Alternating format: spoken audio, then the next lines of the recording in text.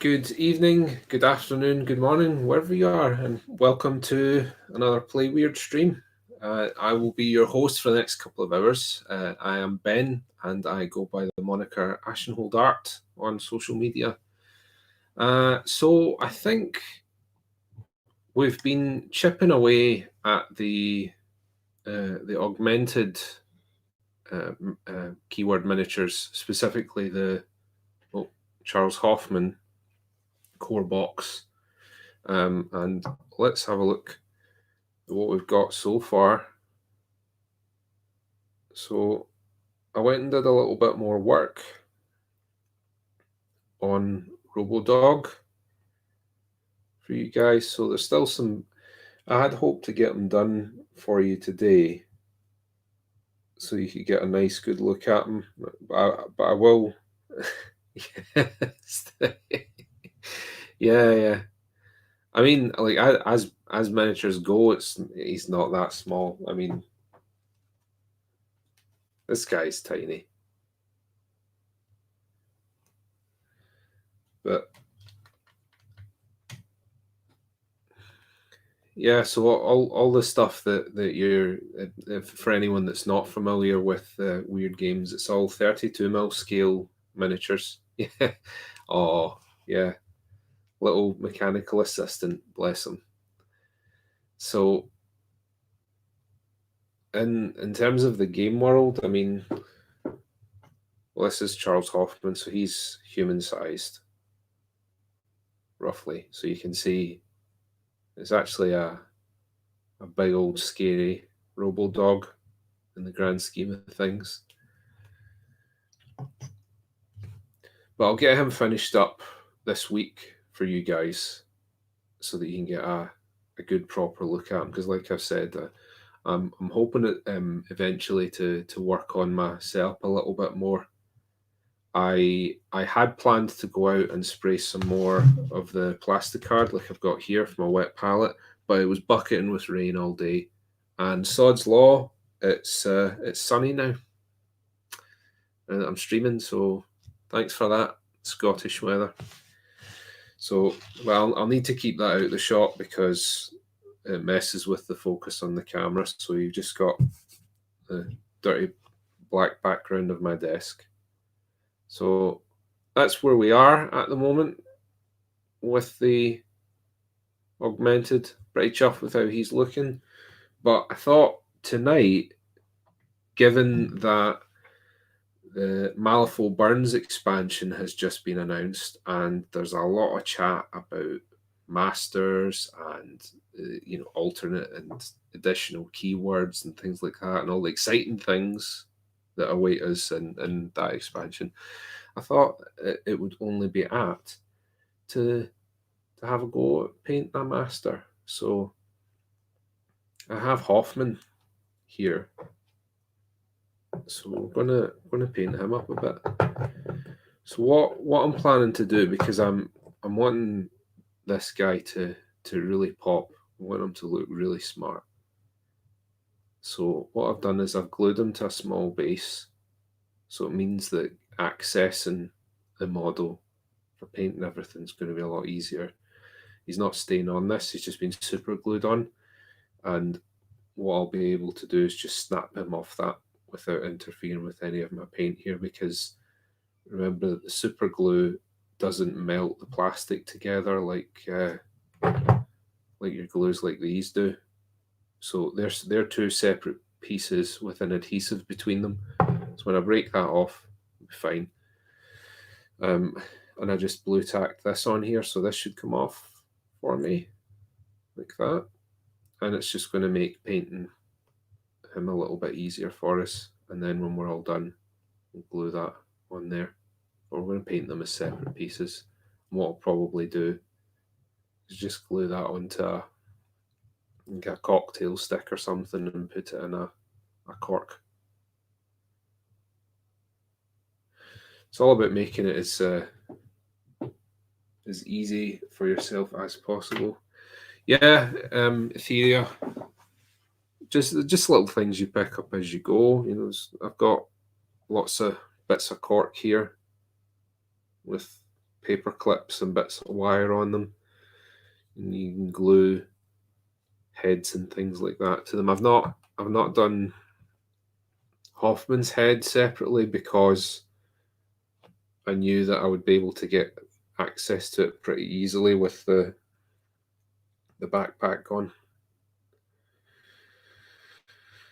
But so without further ado, I think we are going to just jump in and start painting this guy. So the first thing that we need to do, and it is a little bit tedious, but I think it's worthwhile drilling it in,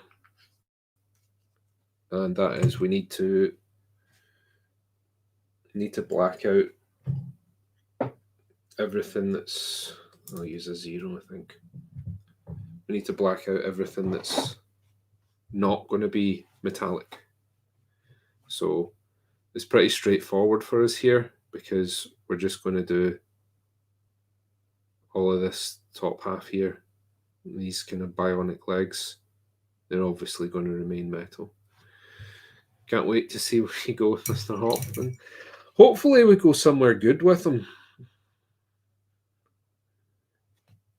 So using Broken Toad Kolinsky Sable brush, size 0. These are a great set of brushes. and we're just gonna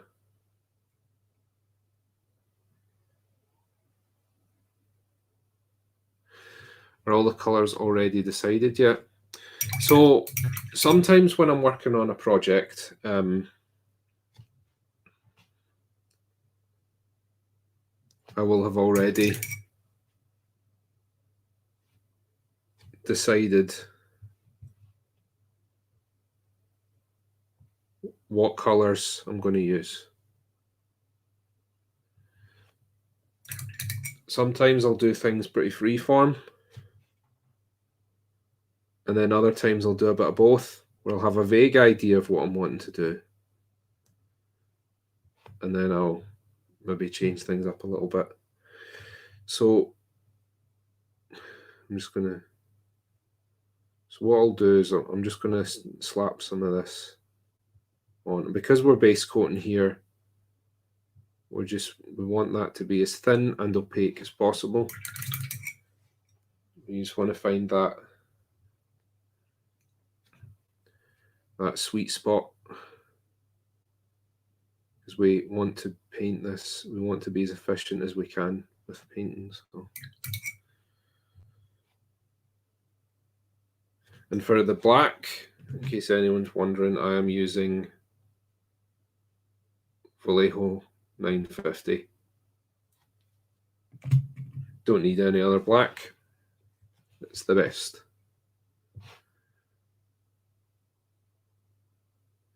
I think this brush is starting to go a little bit. It's not holding its shape so well as it used to.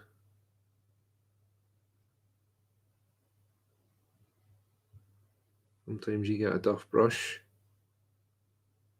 Sometimes they just wear out with using them. So I don't think this brush held its shape for very long, to be honest. But in answer to your question, Etheria, the plan is, I think, we're going to use the art card that came with the model as a bit of a reference, but I might change things up a bit. I've got my own idea for how I'm doing the metals.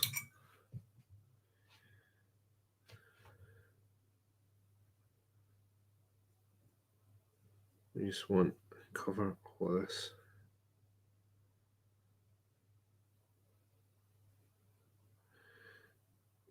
And Hoffman is an absolutely fantastic model. Like this guy right here is a painter's dream, because,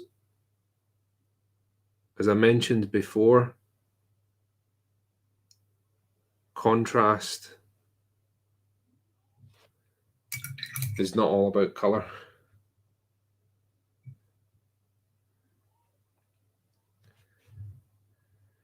And there's a lot of different types of contrast on this model, because you get all of the cloth, you get bits of leather, you've got the glass and the goggles, you get the skin, you get different types of metal even, and you've got the blowtorch as well. So there's loads you can do with this guy. I've been looking forward to painting them.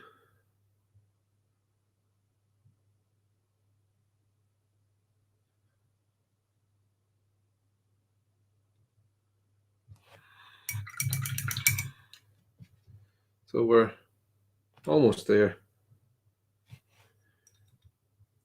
And then what we'll do is we'll dry them off using the hairdryer, get rid of all that shininess, and then make an assessment as to whether we need to give them another coat or not.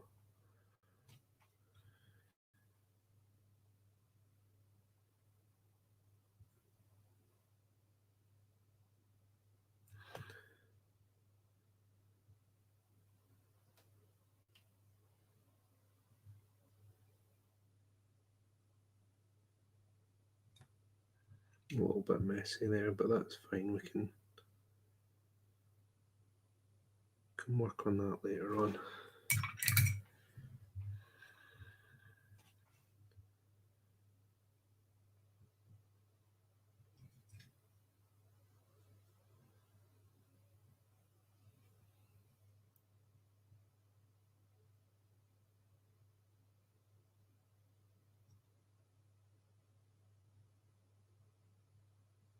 Okay, going off screen, just going to blast them with a hairdryer.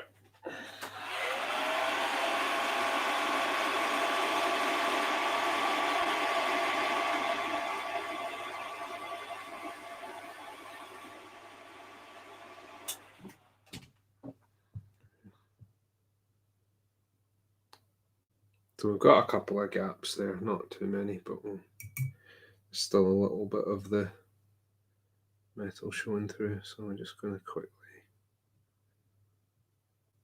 it's more in these recesses that I've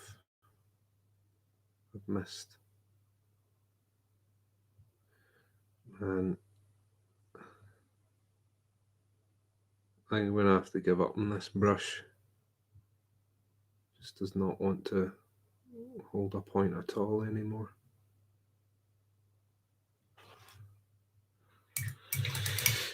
Yeah, so that's a combination of the Vallejo model color paints do dry very quickly. They're designed to do that.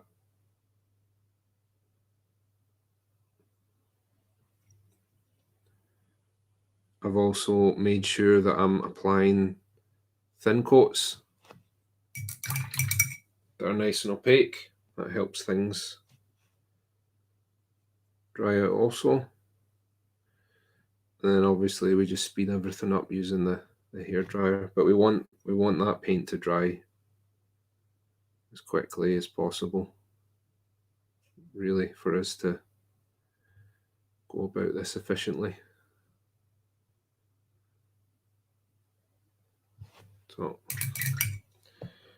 once I'm finished in this black, I'm just going to dump this brush, I think, and go to something else.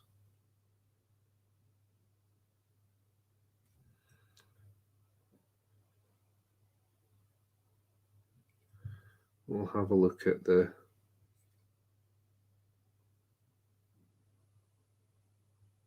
have a quick look at the character card before we. Okay, so I actually have the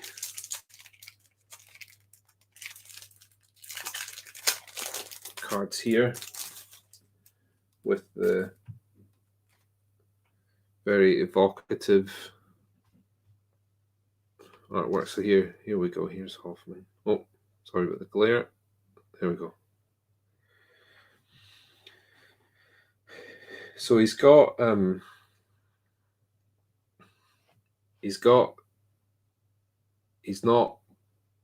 look as though he's bald. You can see it looks as though he's shaved his head. Yeah, it is, isn't it? Lots of dark reflections. It looks as though he's shaved his head as opposed to he's bald. So what we're going to do is we're going to use a little bit of glazing, I think, to recreate that effect on the model. I think he looks quite fresh-faced here. I think I want him to look a little bit more careworn, so I'm going to give him a bit of a 5 o'clock shadow, I think. Not too heavy, just a little bit.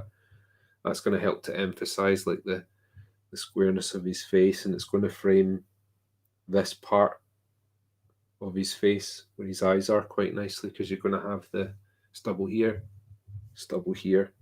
It's going to help pull focus into the middle there.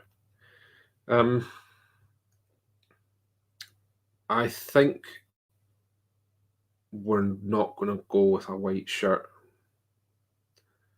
because I think that I want to get as much focus as I can up in his face, and I think if his shirt's brighter than his face, we could have a little bit of conflict there. So I thought I'm thinking red, actually, like a darker red. Reason for that, guild colours, and then also I do have the red on the hunter's eyes. So we're going to go with a red shirt, I think. And I think the waistcoat, it's almost a sort of greeny brown there, isn't it?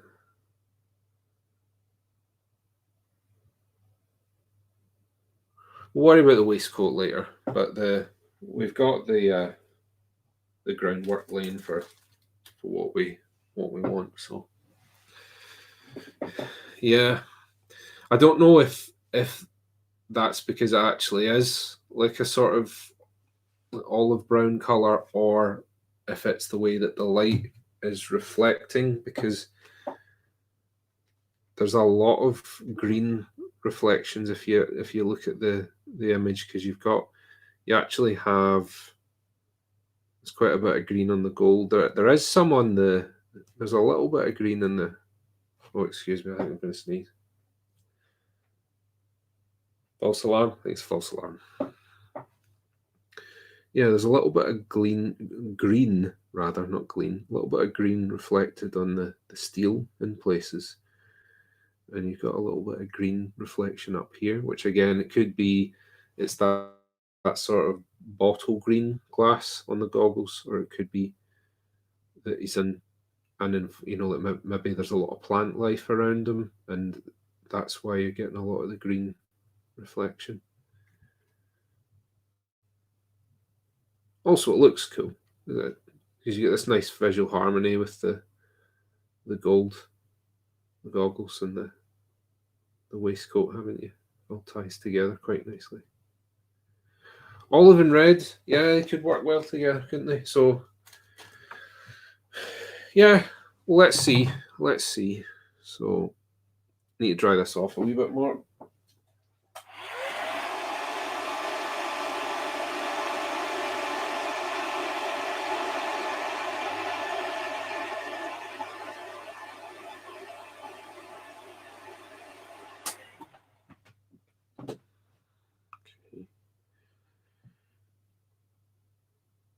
So, I think we will start with his skin. So, a little bit of a break from the metal tonight. We'll do a bit more of do something organic for a change. So I'm using Bugman's Glow.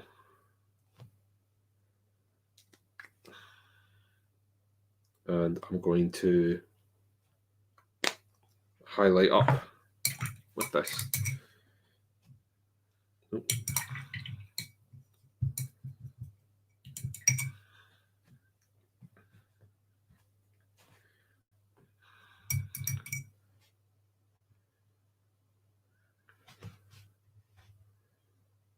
Okay.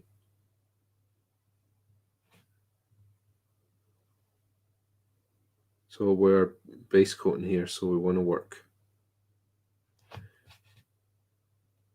quickly. We don't want to go over any of our old work.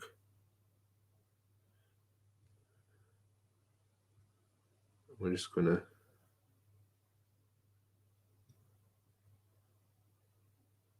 all that skin. It's going to take about 2 or 3 coats to get the sort of coverage we're looking for.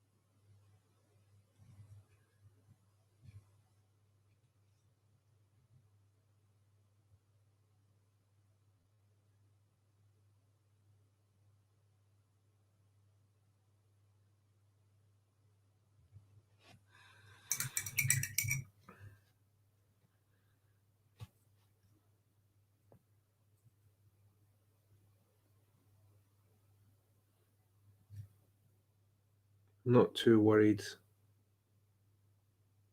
about getting paint on other parts of the model here because I'm still in the very early stages. Can still tidy that up.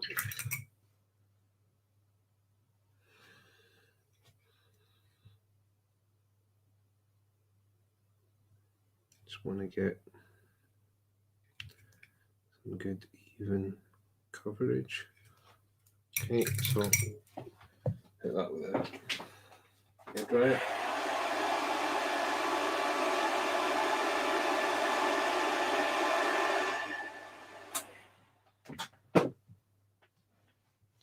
See how it's looking. So yeah, we've still got lots of dark patches there. So I'm just going to do the same thing again.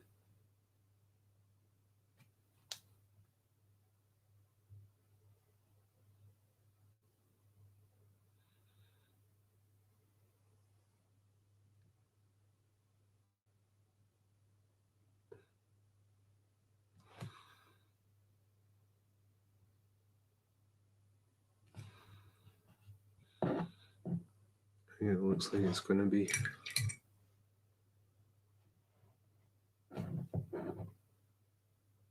three coats to me.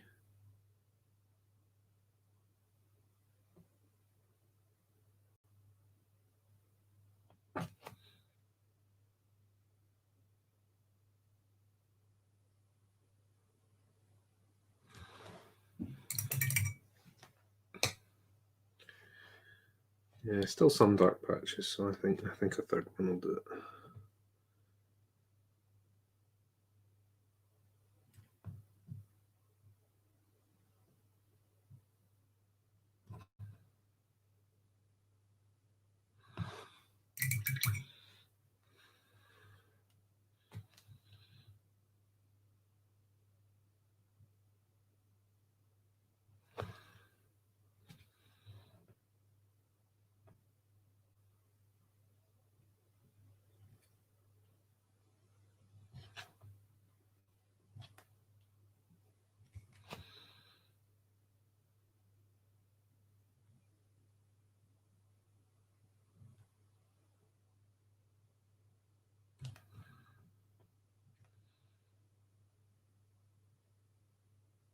Make sure we get under the under the chin as well, because we want to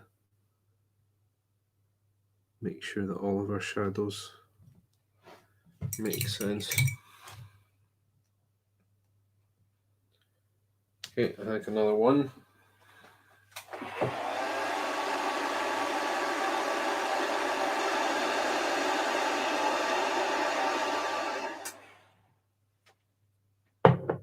It's going to take a little.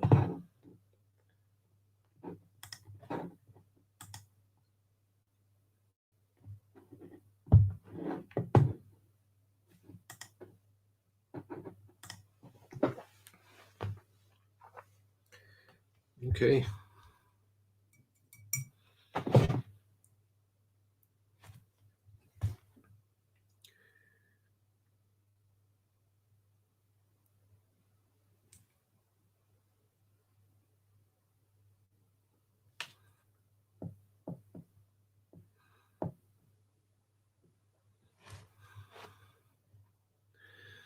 Yeah, Bugman's Glow is a good one for a base coat.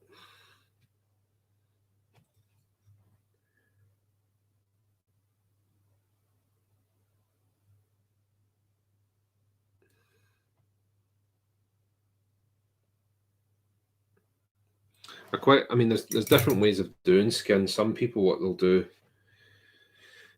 is they'll put in a much lighter tone to start with, and then they'll put their shadows and highlights in around that. But I quite like to highlight up when I'm doing skin.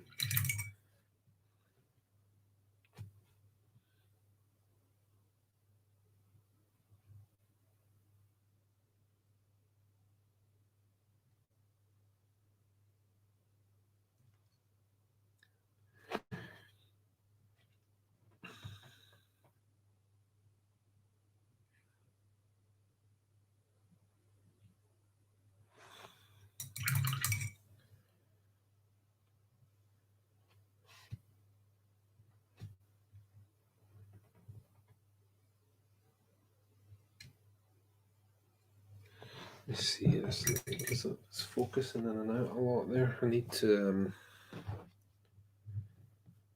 I don't know if this,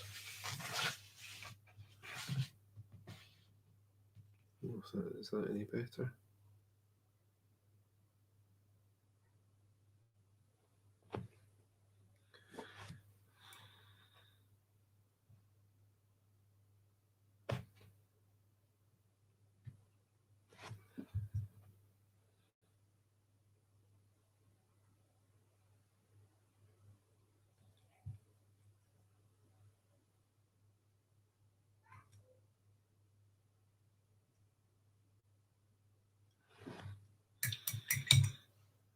It's a bit better, isn't it? I'll try and get a couple more of these sprayed for next time.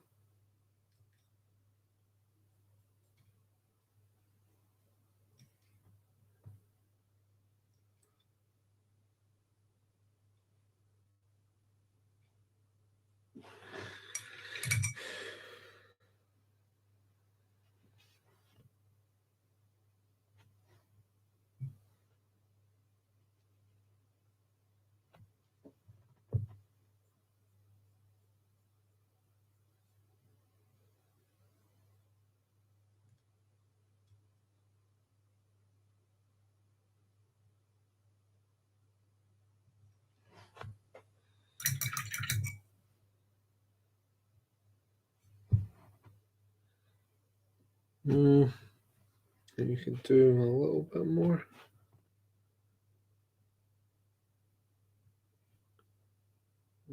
Some patchy bits here.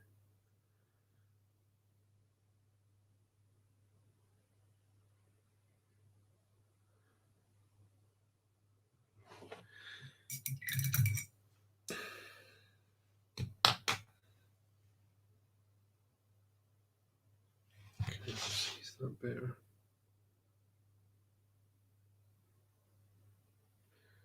Let's see, what else could I put down? That's so much worse.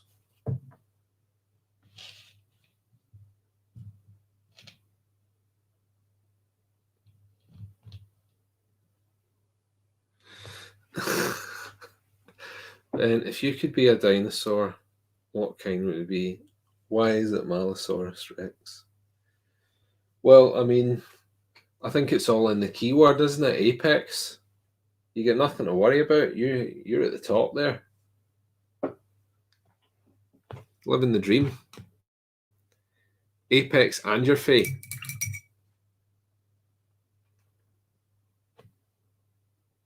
It's all kinds of wild.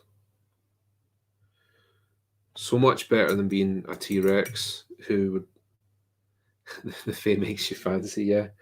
Yeah. Well, the T-Rex is just he's just Apex. He's basic.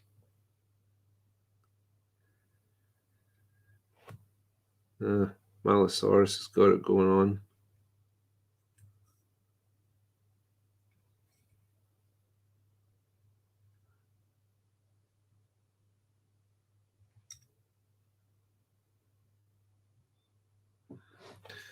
Okay. So I threw the breach adventure about it. Oh, that sounds fun. Okay, so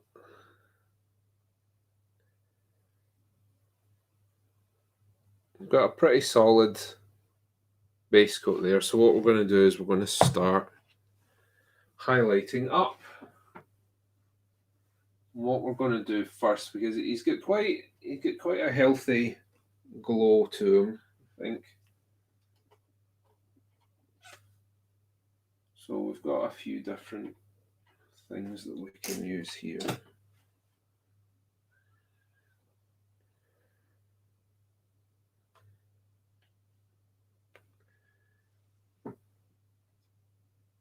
So I think rather than giving him a ruddy complexion, we're maybe going to make him look a bit more tanned.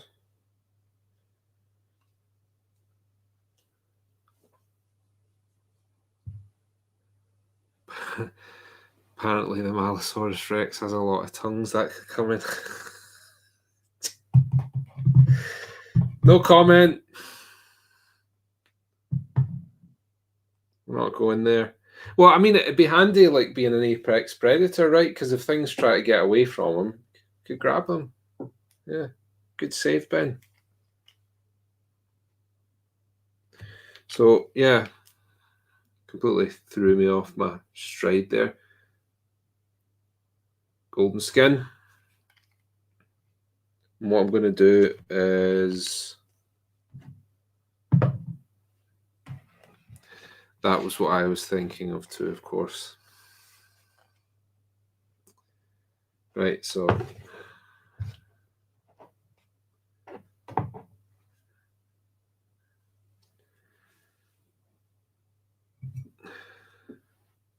going to mix these.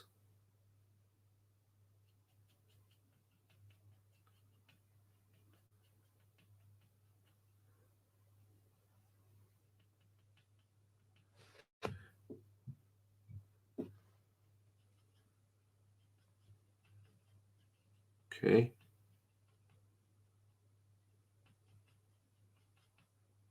A bit more. See how we get on with that, I think.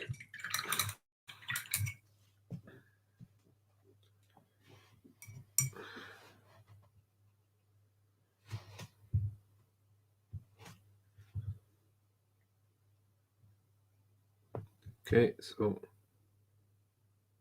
just going to put this in all the raised areas. And what we're going to do is we're just going to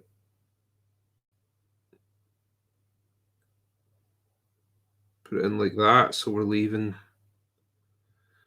a bit of shadow down here, because what we're going to do is we're going to blend that.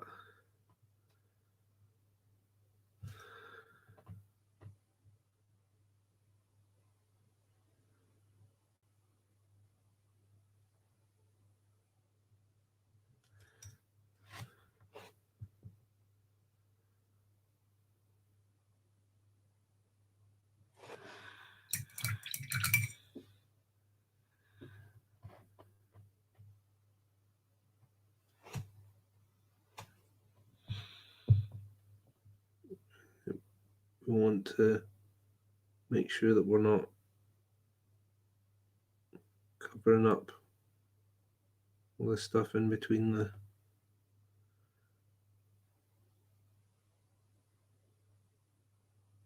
fingers there. So we're in them individually.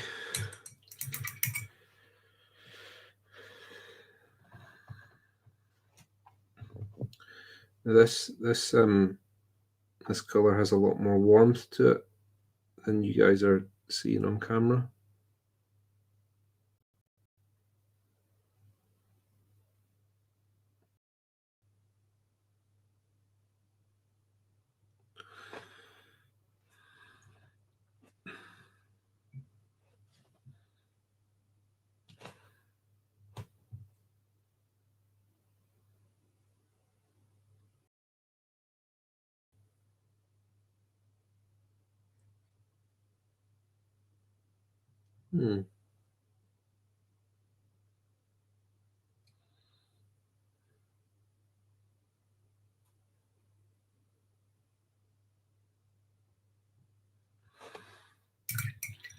Oh, I'm way off.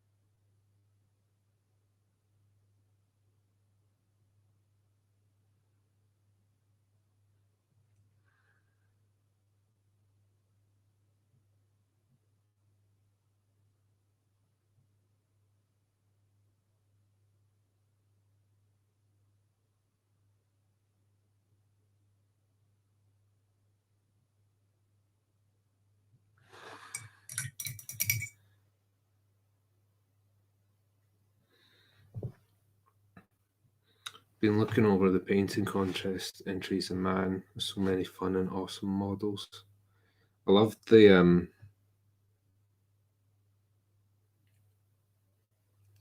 diorama that Brush Warrior did, the Death Marshals. That was spectacular.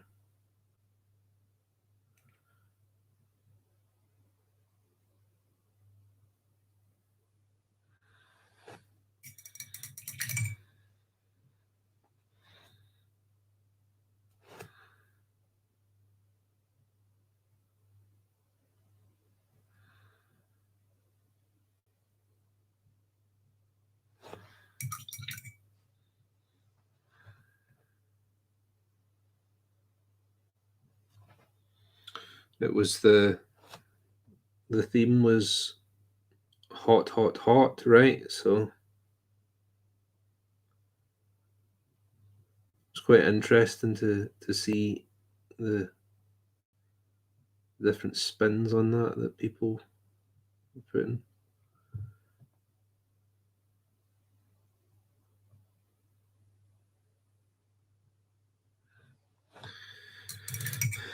Some people go a little more abstract, which is always interesting when you've got a stimulus like that.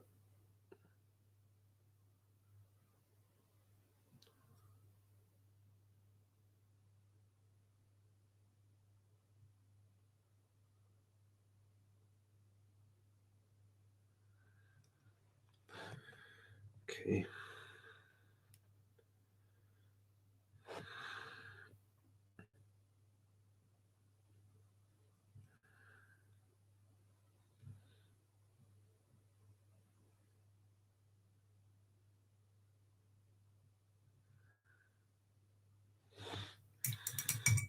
So I feel like I can still smooth out some of the skin here and there.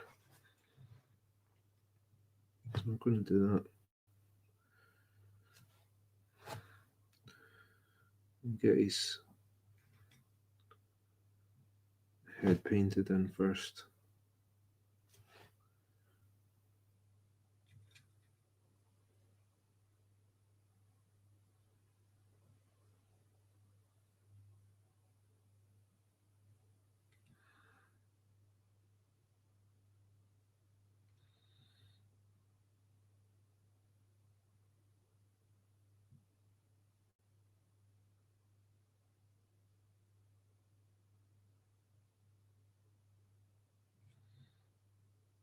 So, geez, drifting again.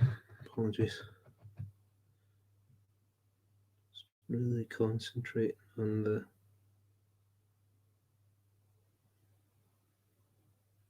fine details on the base there.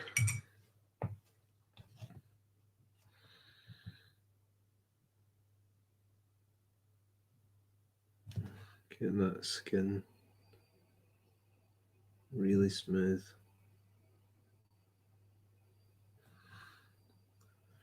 Because this is going to be another form of contrast for us, right? Because the skin is going to be really smooth, whilst these clothes are going to be more crumpled and worn.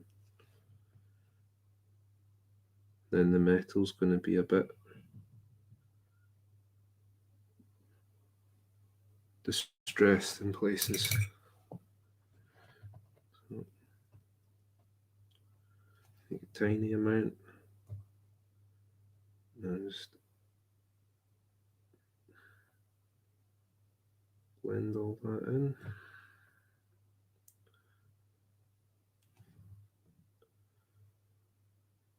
Like so.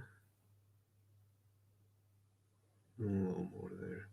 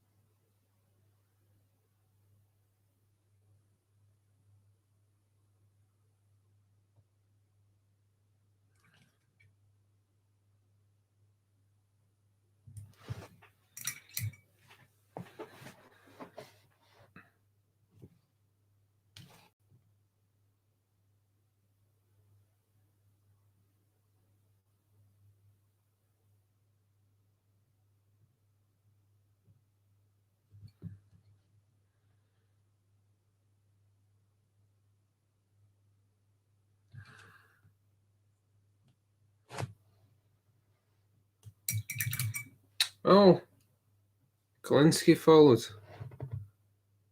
Thank you very much, sir.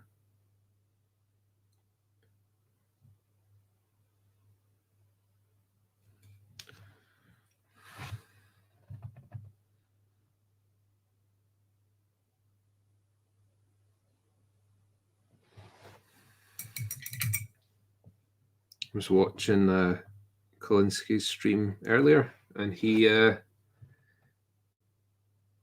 played Feel Good Incorporated Manifest. He did a really cool cover of that.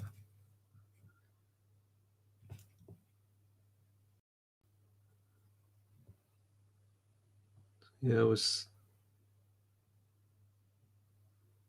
taking a little dive into the wonderful world of Twitch music earlier.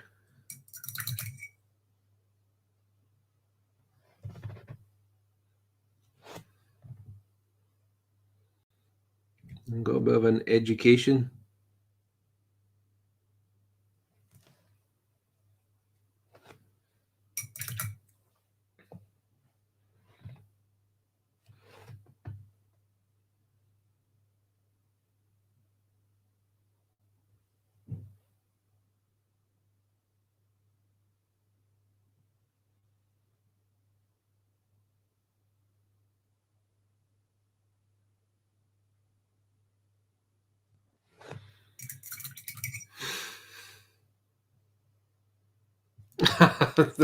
Meant to take my.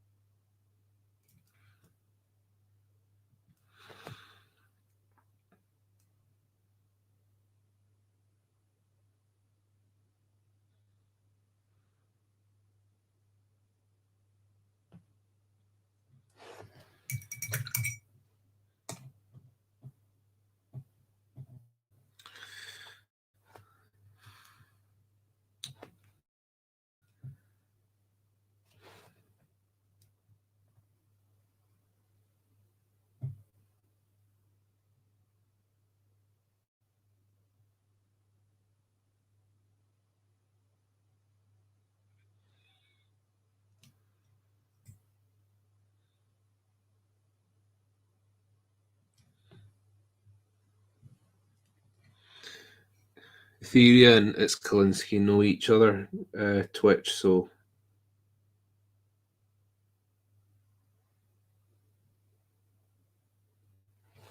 don't worry.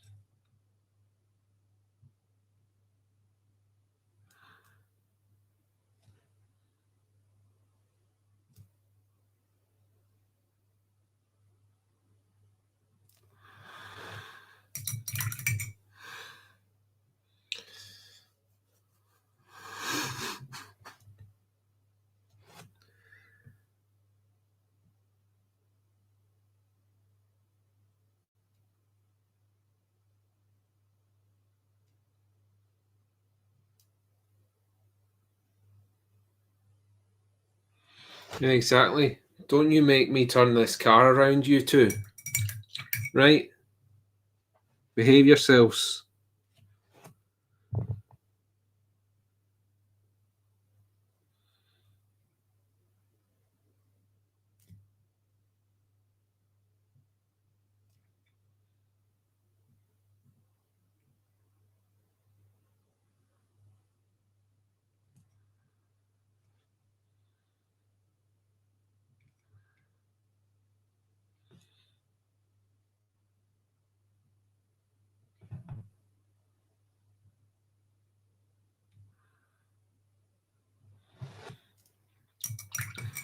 quite a strong jaw, Hoffman, isn't he?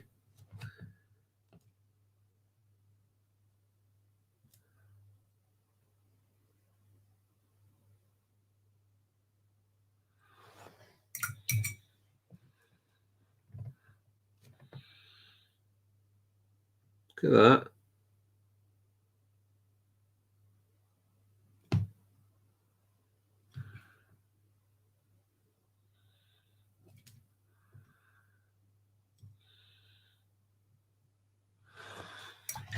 Okay, let's see where we're at. I think that's starting to look like skin. So I'm just going to add just a little bit more of the golden skin.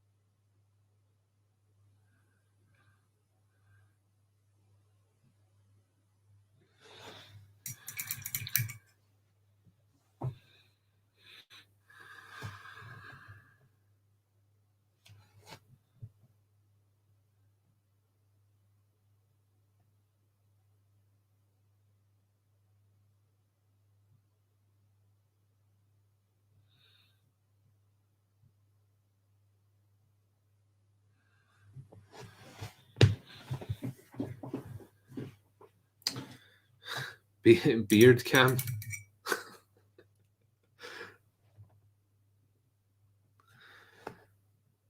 Damn right.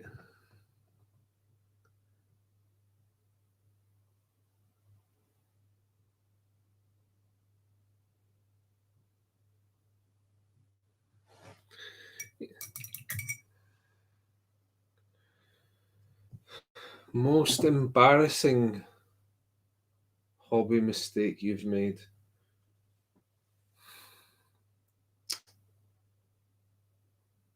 Um,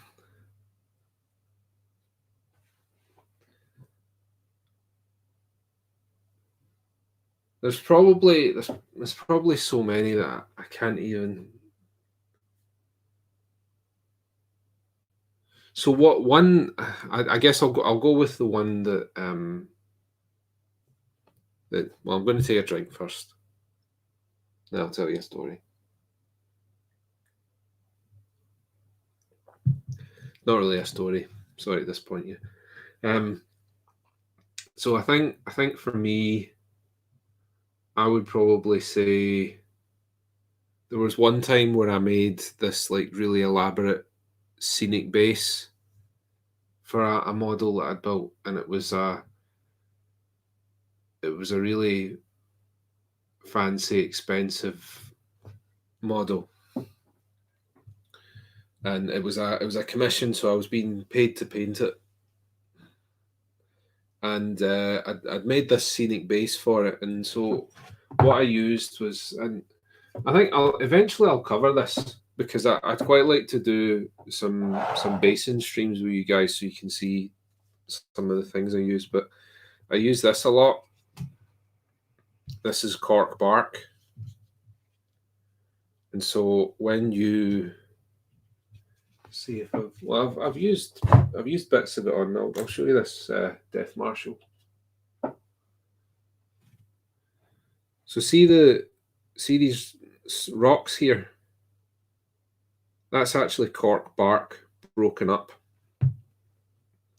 The reason that you use that is because it's a lot easier to work with than actual rocks, because you've got a lot more control over the shape that it ends up as. it's a lot lighter as well, so it means that you don't have to worry about weight, particularly if it's a piece that you're taking to a tournament or a competition or something like that. So, in short, cork bark is king, right? It's really lightweight, it's really easy to work with, and once it's sprayed and dry brushed, it just looks like rocks.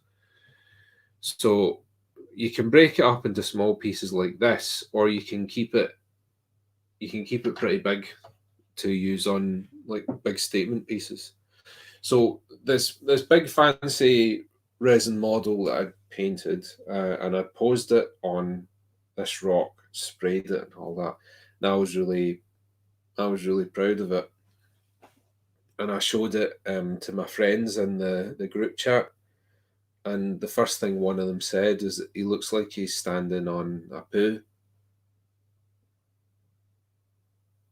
So at first I was raging because I thought that he was being like really juvenile. But then the more I looked at it, it's like, yeah, he looks like he's standing on a big poo. So I had to go back and make it not look like a poo. So that was a tough one. That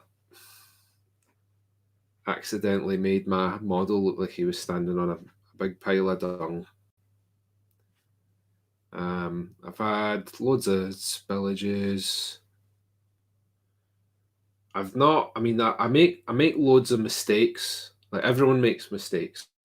I'm not pretending that like, oh no, I don't get embarrassed. Nothing bad happens to me. But there's nothing I can think of that's like massive. I'll tell you what I've done before that multiple times that's agonizing actually is spilling this on your desk. Because this Tamiya extra thin. By the way, for all the masochistic Malifaux modelers out there, if you don't have this, you need this. This is the best plastic glue on the market because I'll show you. It's got this tiny little applicator. Look at that. So it means that you can put the plastic glue on with pinpoint precision. So there's been a few times where I've had this standing open on my desk and I've reached over to get something and knocked this and it's gone everywhere. And it lasts you a long time, but it's not cheap. It's like £5-6 a bottle. And bear in mind it's plastic glue. So whatever it hits, if it's plastic, it strips it. So I've knocked it all over my wet palette before and it's wrecked all the stickers. I've knocked it all over my desk and it's stripped bits of that. But I think it's not so much the damage, it's the wastage that's... For me, it's Agrax Earthshade. Managed to spill 3 bottles. I feel you. The shades and the inks are bad for it.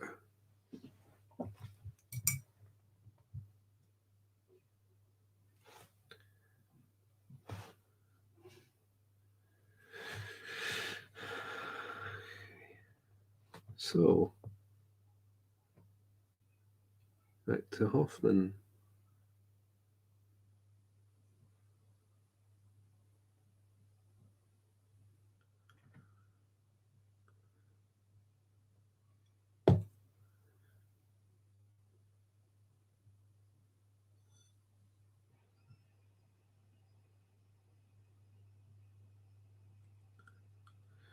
So, a good way to make the hands-on models convincing is to, I mean, if you look at mine here, look.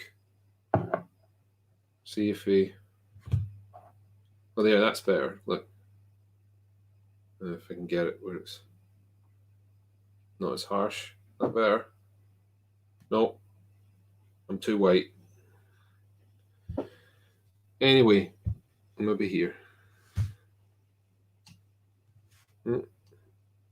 Okay, so it's not the best, but you see the ridges from where the bones in my hand are. That's where you want to catch your highlights to make this the hands look really convincing.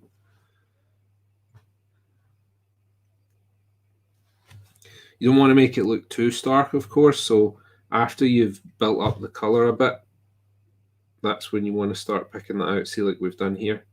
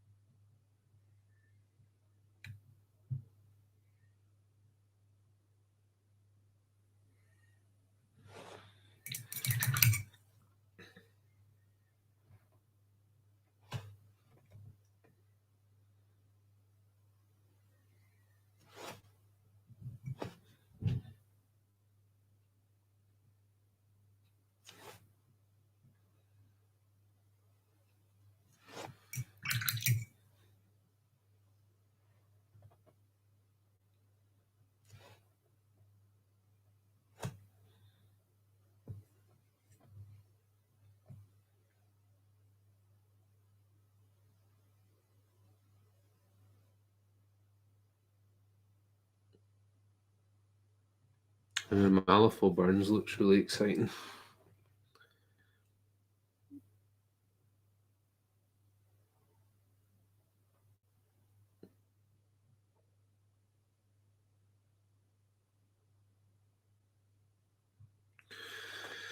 I think so far for me it's Parker Barrows is the one I'm most excited about.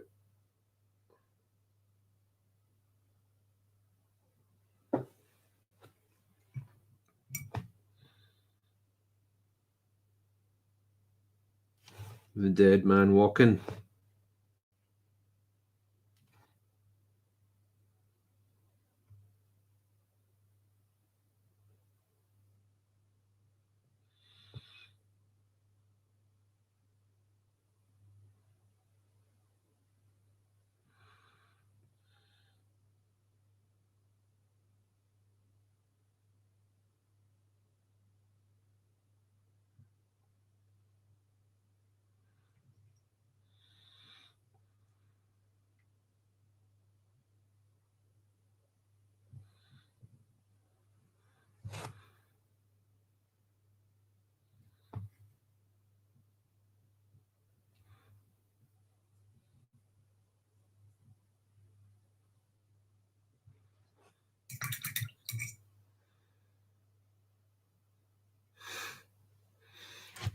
I'm just here for the hair and paint. Oh, is that poor Hoffman? You got no hair.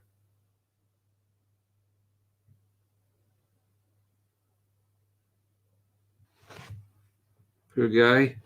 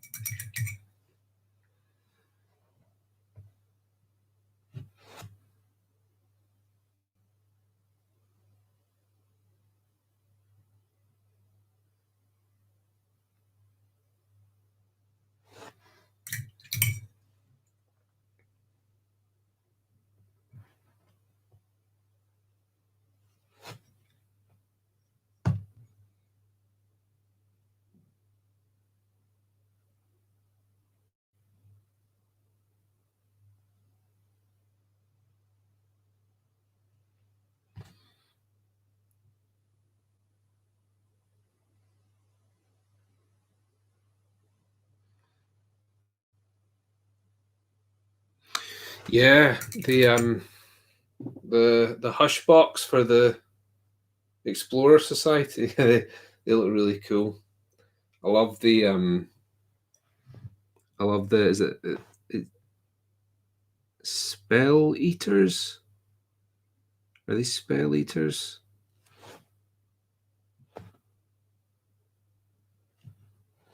Yeah.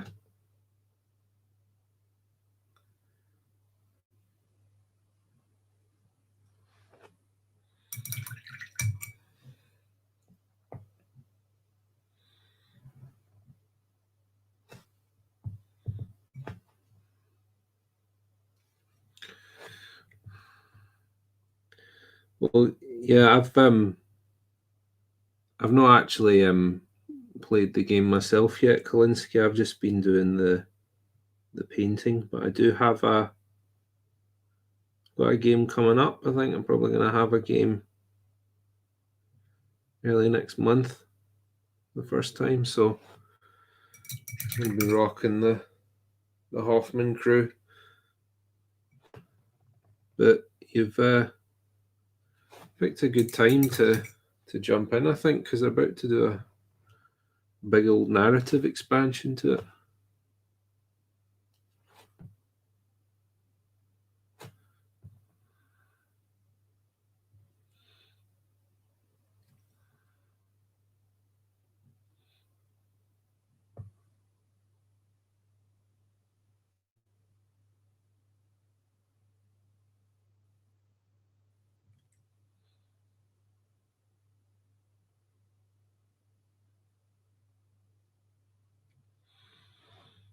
Oops.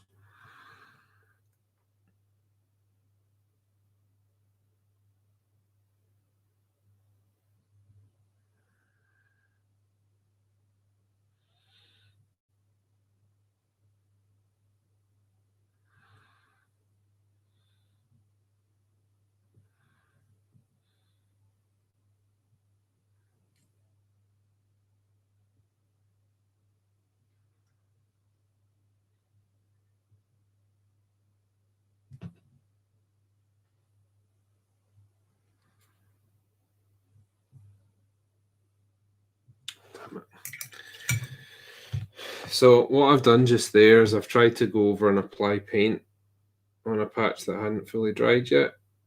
You see that dark spot right in the middle of his head? Foolish boy. Right, hair dryer.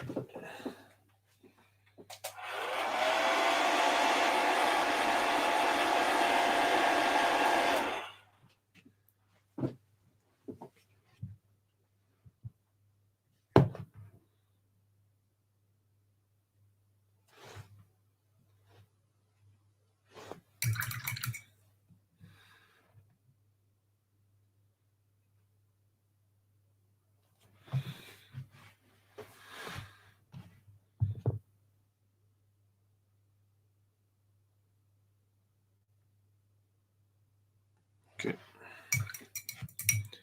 And tempting as it can be when you do make a mistake to mess around with it, best to leave it. And then adjust. I think we could do with maybe lightening the area around his nose a bit. That's a shade dark at the moment.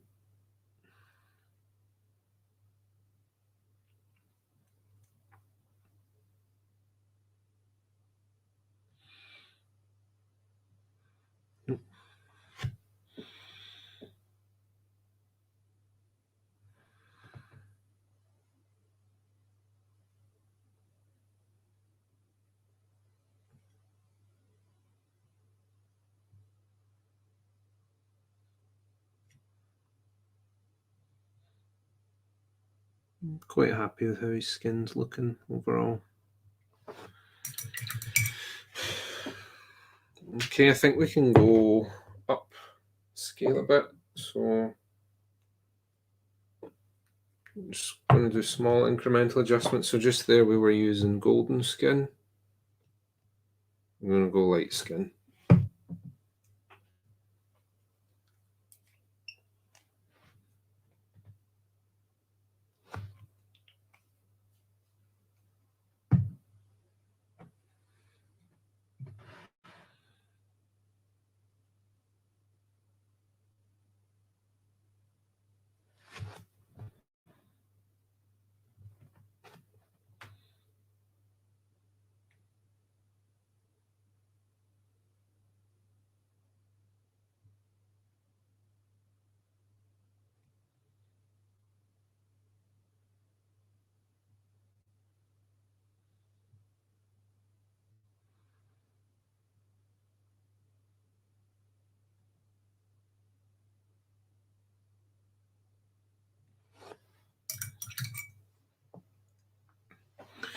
So I've been having a look, because I'm having a game soon, at what my options are, because I'm probably going to run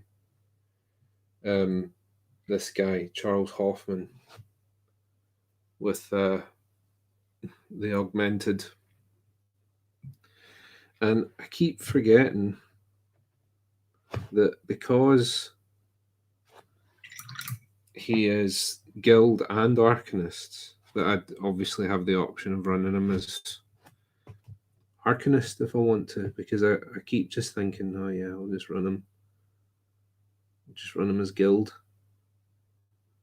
So I was looking at the Arcanist options that I've got for Charles Hoffman crew. And one of the things that I thought would be quite neat is maybe running a mechanical rider alongside Charles Hoffman. That is a really neat looking model.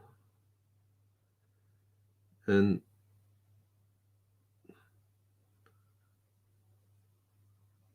ultimately for myself anyway,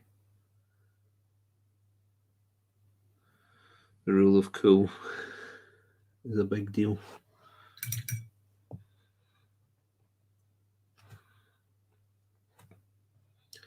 It always helps if I actually like the models that I'm fielding.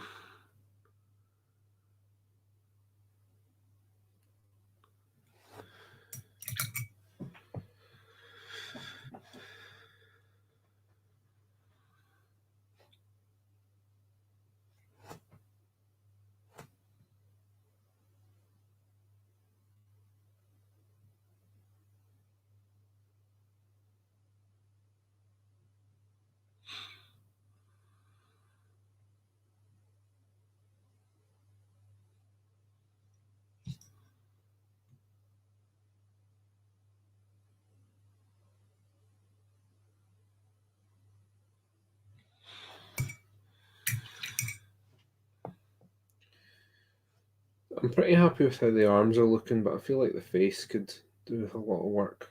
And it might be one of these things that it's a little bit easier to do it off stream, just because I'm probably going to need to get quite close to that.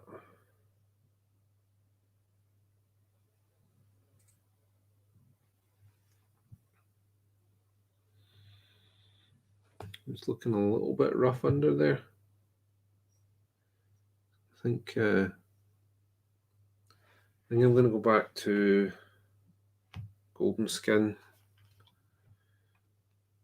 mix in a bit of Bugman's Glow, and tidy that up a bit under there before I go forward any.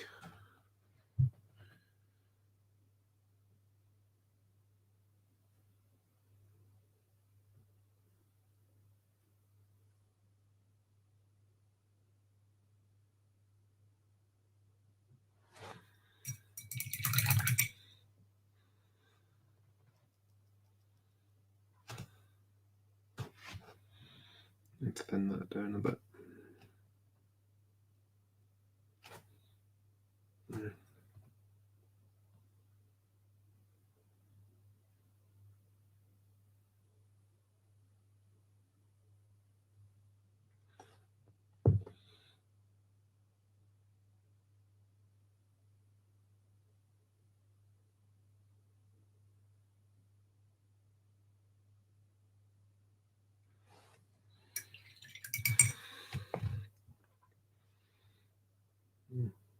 A little bit neater, but we could do better. So a bit more there, and there.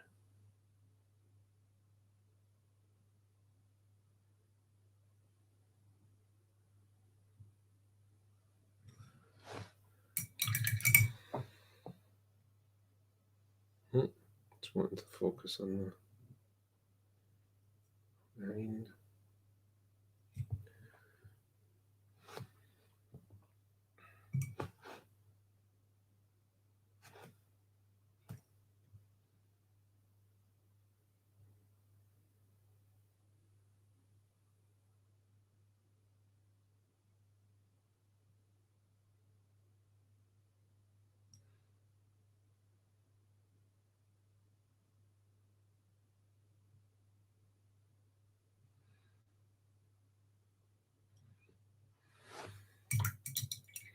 That's looking a bit better.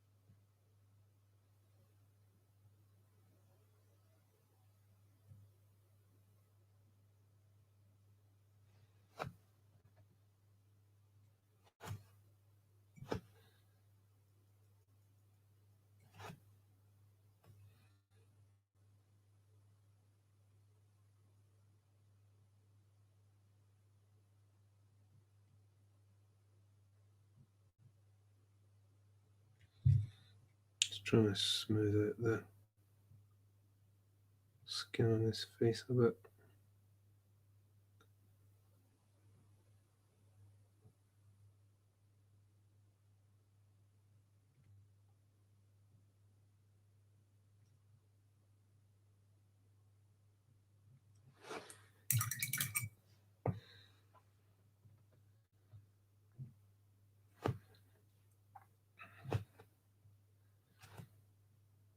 I'm going to put a little bit more shadow on his face.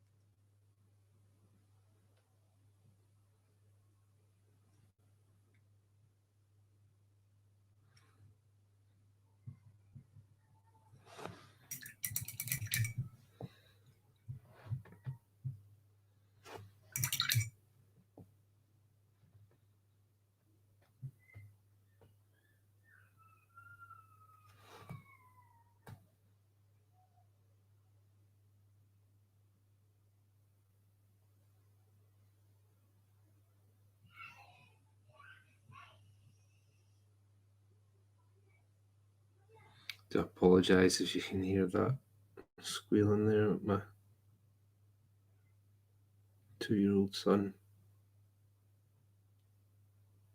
Sounds like he's getting a little bit carried away with whatever he's doing.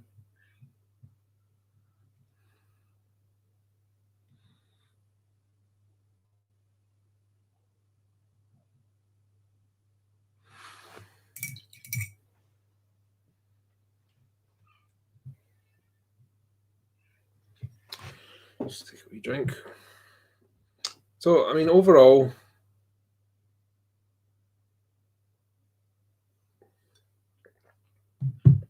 I'm feeling like we're off to a pretty good start with the skin here.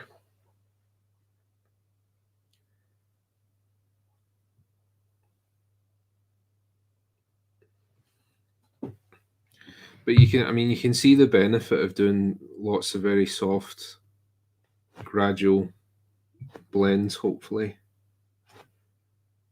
onto things like skin.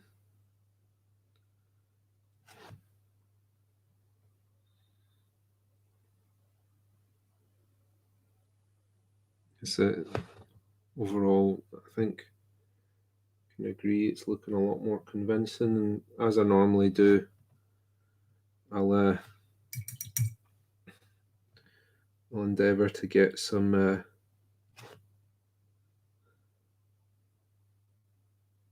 oh, that's a bit too opaque, that. I'll endeavour to get some pictures up on my Instagram so you guys can have a proper look at the progress we've done. So what I might even do is just go ahead and finish the rest of the skin, and then it means next time when we come back we can do a bit of work on the clothes.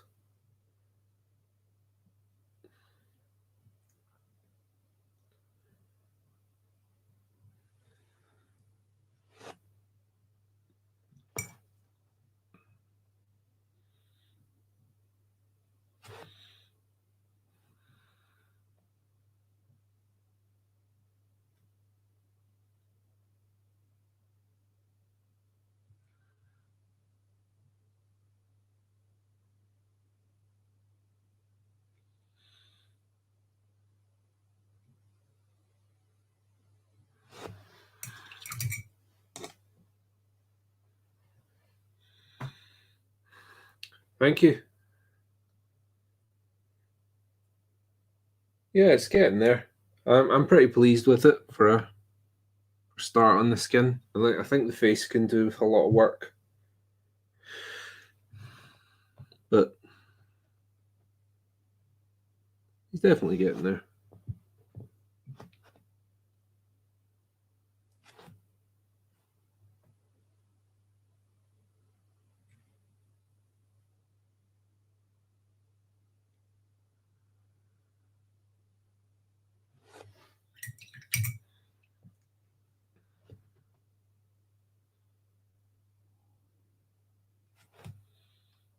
So back to, what's that one called? Light skin.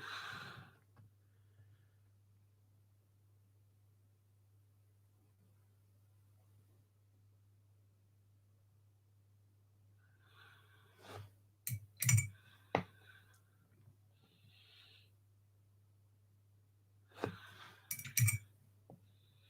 really sorry about this background, guys. Like I said, I'd hoped to spray some more of these palettes, but weather was against me. But I'll have them ready for next time. It's so that you can see that it's blurring a lot, and it's because it's wanting to focus on the background. But it's better this than just the desk, believe it or not.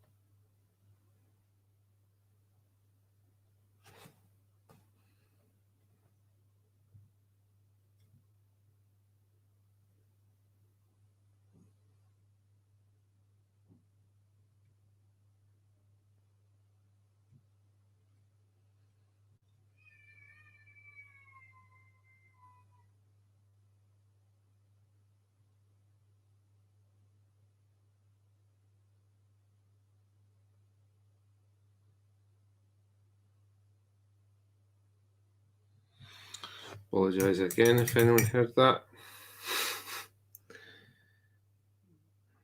Son is practicing his barbarian yell.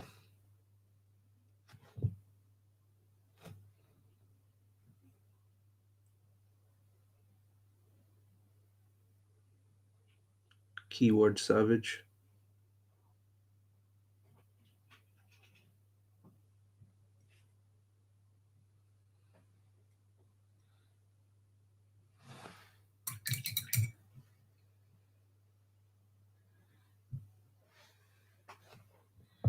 So I think we maybe need a little bit more shadow in the face and the cheekbones here. So I'm going to go back to Bugman's Glow.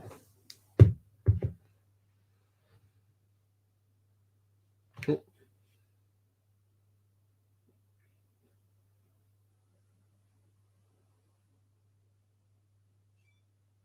There was a hair on my brush there.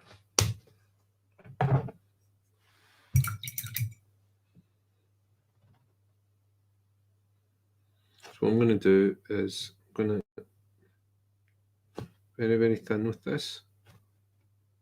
Where can you guys see it? Here. Okay. So that's more or less the mix I'm using with this. And what I'm going to do is just very gently some downward strokes. Like that. Yeah, just along the jawline.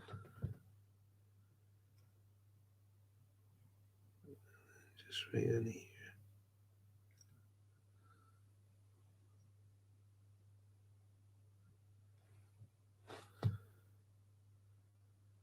Just like that.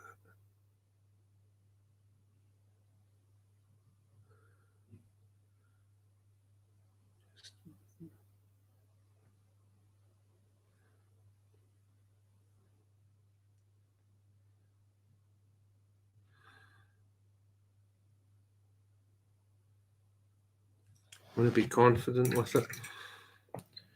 So they're small strokes, but they're decisive strokes. Yes.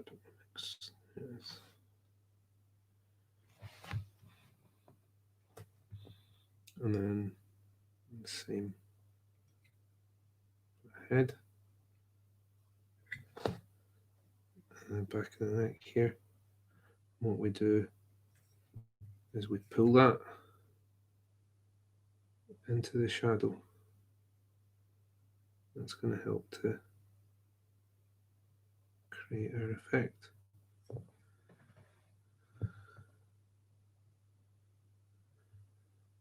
It's basically trying to emphasize the cheekbones with this. So you want to come right under to about here. So you see, obviously this is a lot harsher because this is good because I can just use my face as an example. Obviously it's a lot harsher because of my light here, but you see here and here, that's where the shadow on the face is quite stark. So that's what we're recreating there. So if you can imagine, if my finger's a paintbrush, we take a brush to here, and then what we do is we gently take it down here and we increase the pressure slightly as we come down to here. And then take the brush off, and we should end up with a little pull just about here. So it means that our shadow starts here and intensifies as we go down.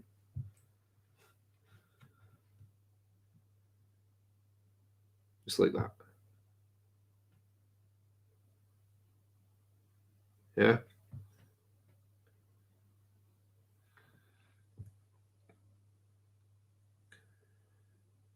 And the cheeks. Want them to look quite grizzled.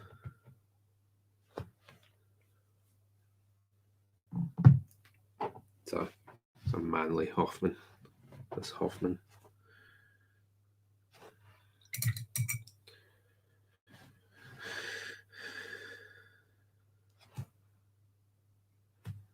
Okay, so very thin mix again. And the knuckles in the top there.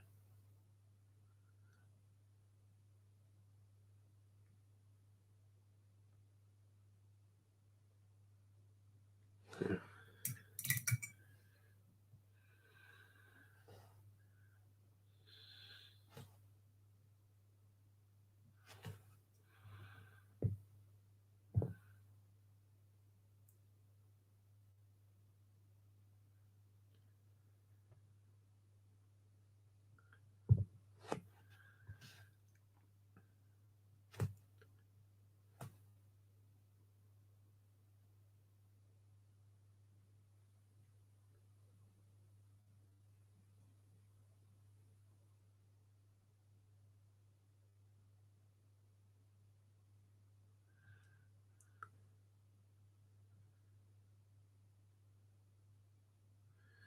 So with highlighting the skin, mentioned the other day about the difference between the likes of edge highlighting and volumetric highlighting. With skin, to make it convincing, it's all about the volumes.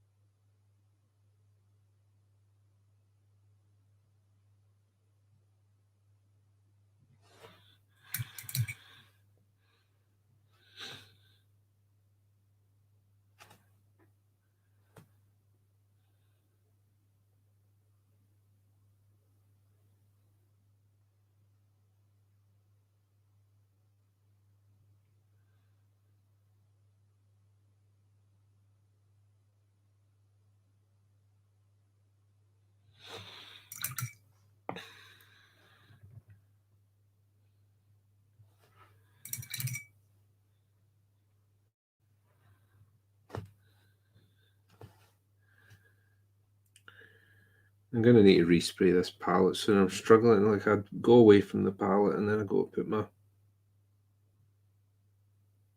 to pick up my paint and I forget where it's gone because I've got so much crap on it now.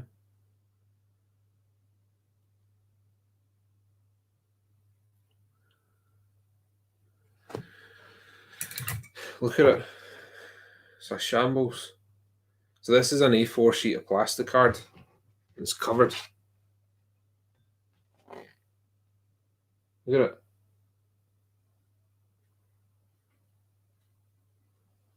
That's what it looks like when it's not sprayed.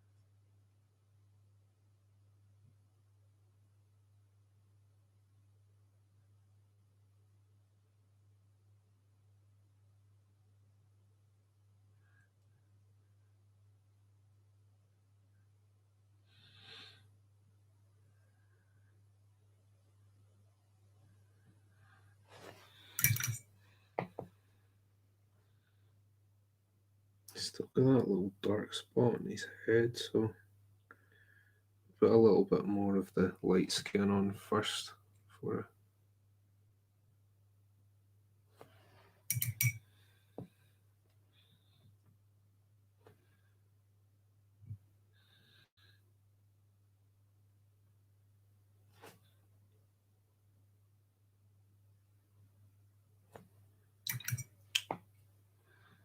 making a mess of this. Yeah, just blow that on. Oh, getting in trouble with the director out of frame. Sorry about that. We're back.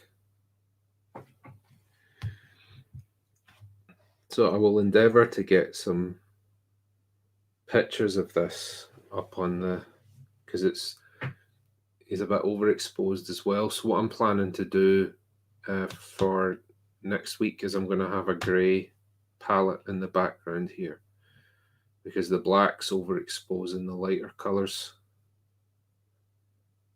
and you guys aren't really picking up all the nuance in his face so well. Because I've done a pretty good job of his face so far, if I say so myself. And it seems a shame you guys can't really see it.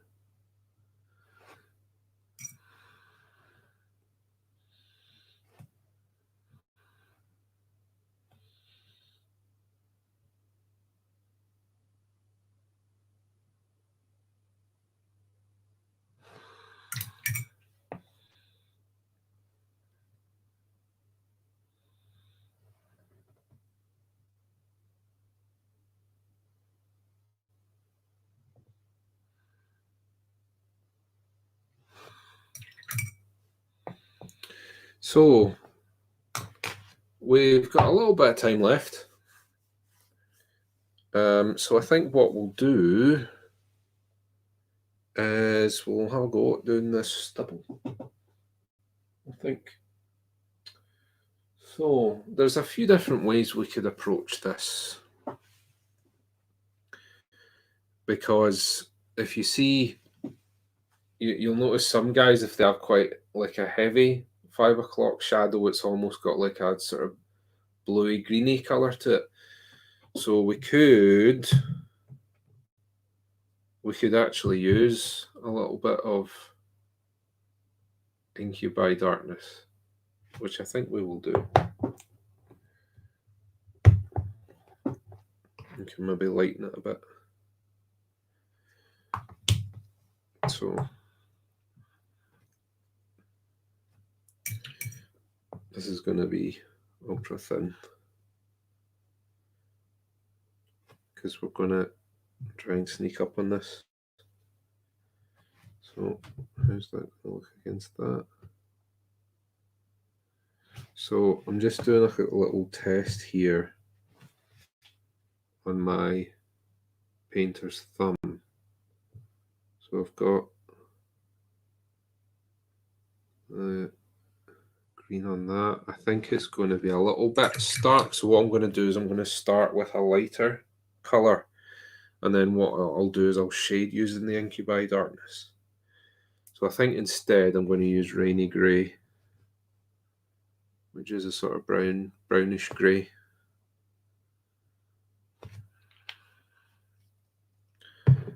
So it's going to be a little bit more subtle. That's what I'm hoping.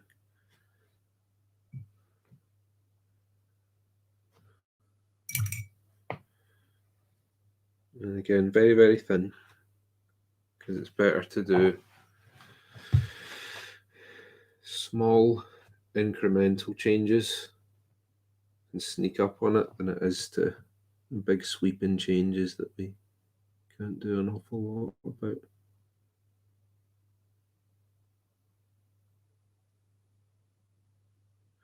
So I'm just very, very small amounts on my brush. And what I'm doing is I'm just dabbing it in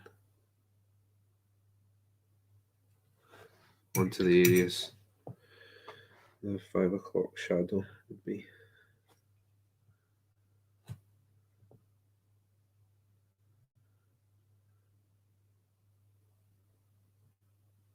And pushing that down there.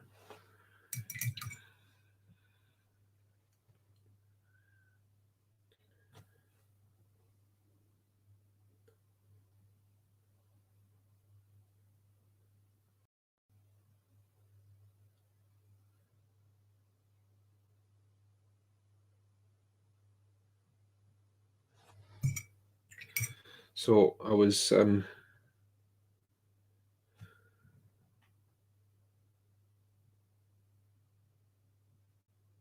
getting some painting lessons last night,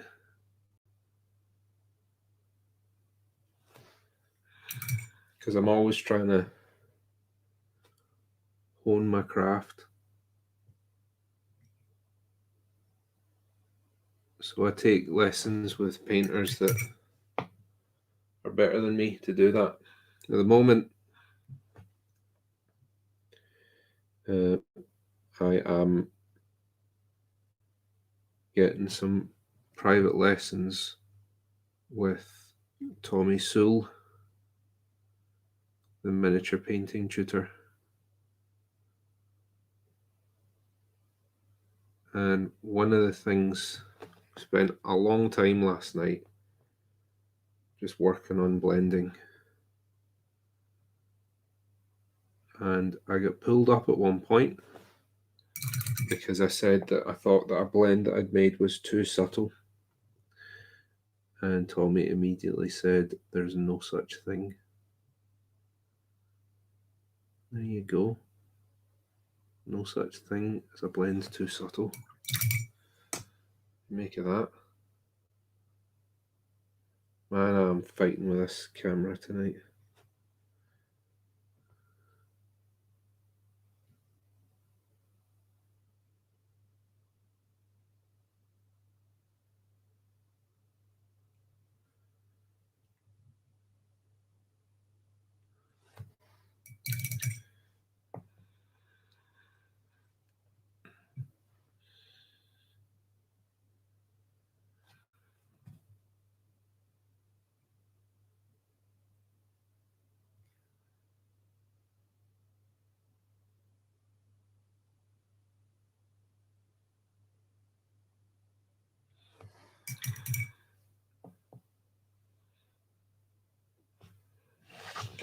Maybe if I get rid of that red, see if that's any better.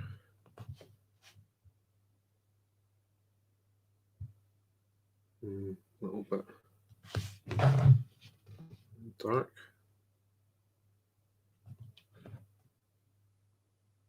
That's a bit better, isn't it?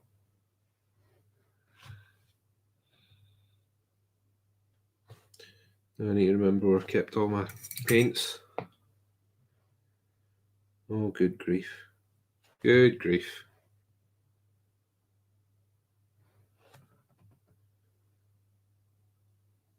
So,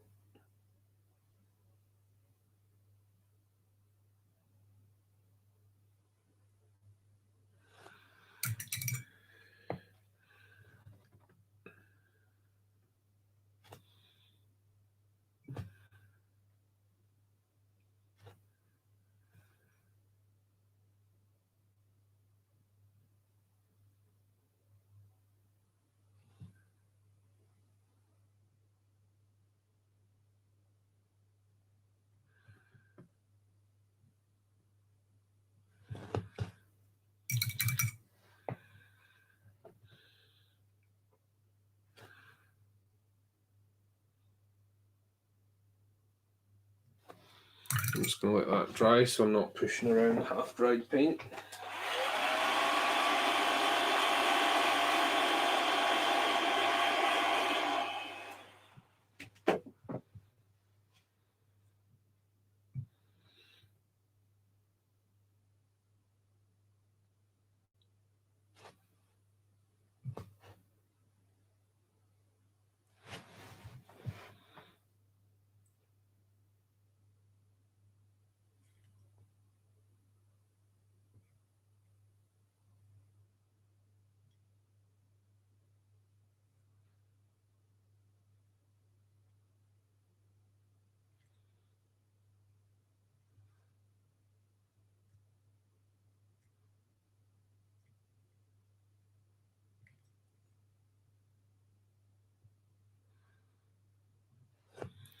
So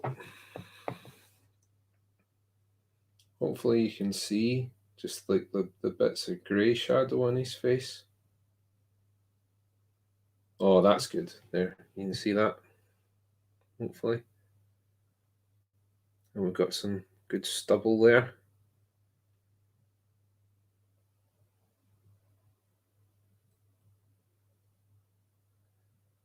That is looking pretty good, if I say so myself.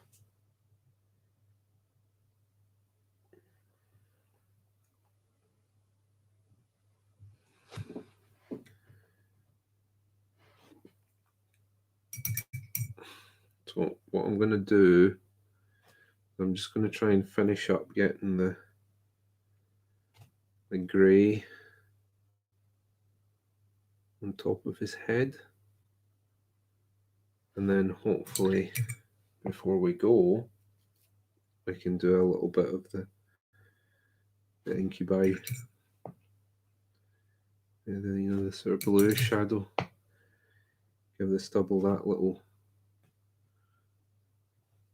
bluish teal tinge.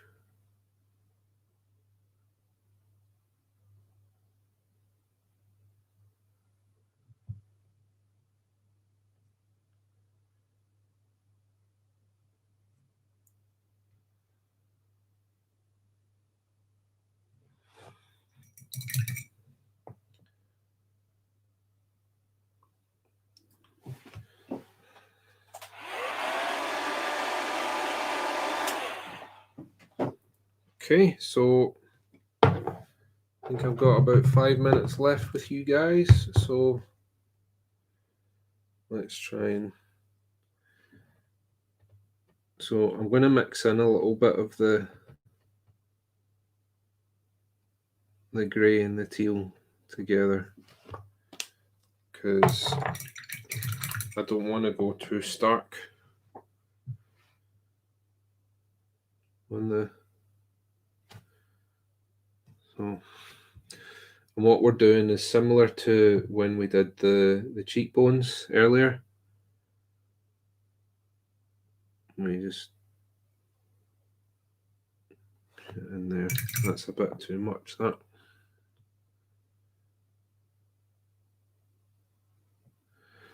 Yeah, so I think we want to make that a lot thinner than I used there. And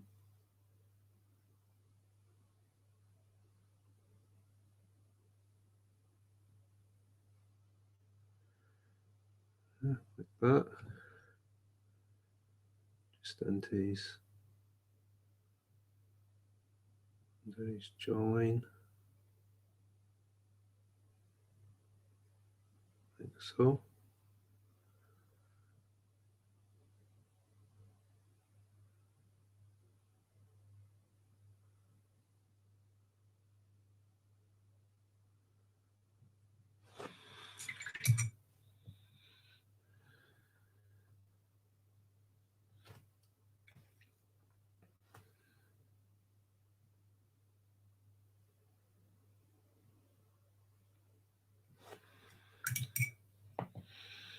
A little bit more of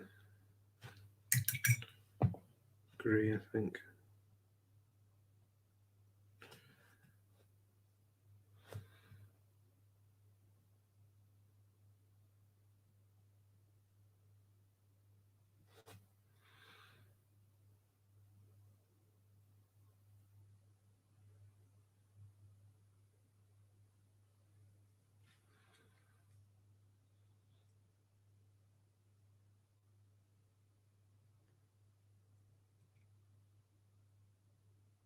It's looking quite distinguished now.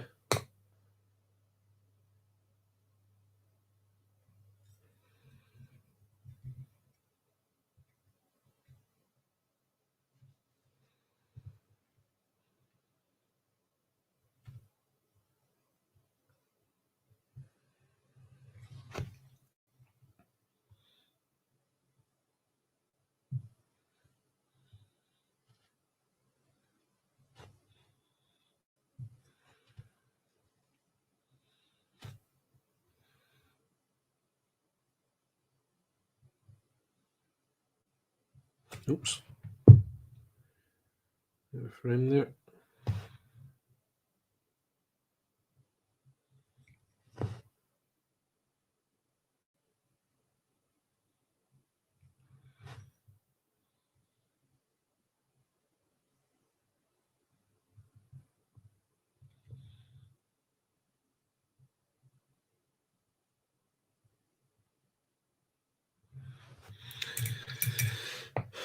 So we've got his backpack here. Let's get a quick look at how that's all going to line up so far. Yeah, so I think our shadows are going to look excellente. And he's looking suitably distinguished.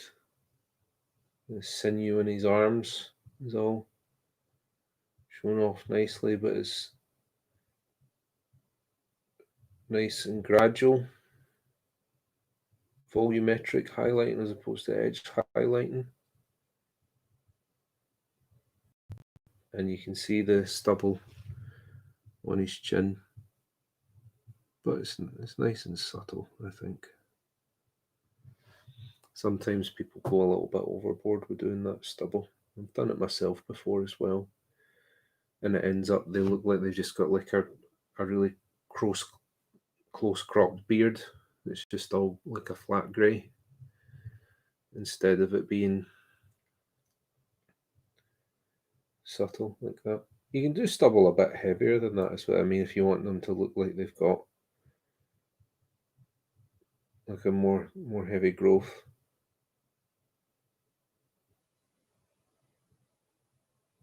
But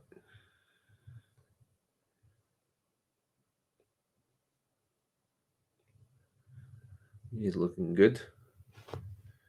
And what we'll do is we're going to do the metals on him a lot like RoboDog. So you see these bits here. We'll do them brass. And then along the pauldrons, brass. So it's going to break up that metal surface a little bit. All right, guys. Well, like I said, I'm going to endeavour to get some work in progress shots of there. Plonk them there. I'm going to endeavour to get some work in progress shots up on my Instagram. So I believe Playweird has put a link somewhere for that for you guys. So if you keep an eye on my Instagram, you'll be able to see some of the like a higher quality image where we don't have the skin being so overexposed, so you can hopefully see a little bit more of the nuance. And I'll get I'm on the cusp of finishing that hunter, so I'll get him up based and everything for you guys to see. There we go. There's the link tree, so you can that redirects to all of my stuff. Yeah, so that's it for me for this week. But we do have a bit of programming on tomorrow. I believe it is Eleanor and Doug that are on tomorrow. Playweird can correct me on that if I'm wrong. But I think Eleanor will be carrying on with the Bayou. It's just Gusland. Okay, so I think he's doing some hucksters, I believe. Yeah, I think he's doing hucksters. Yeah, so there you go. So yeah, make sure to tune in for that. And you can follow me on my own Twitch as well. I'll be doing my own thing there if you want to catch up with me there, out with the Playweird programming, of course. All right, guys. Thanks again, and I'll see you next week.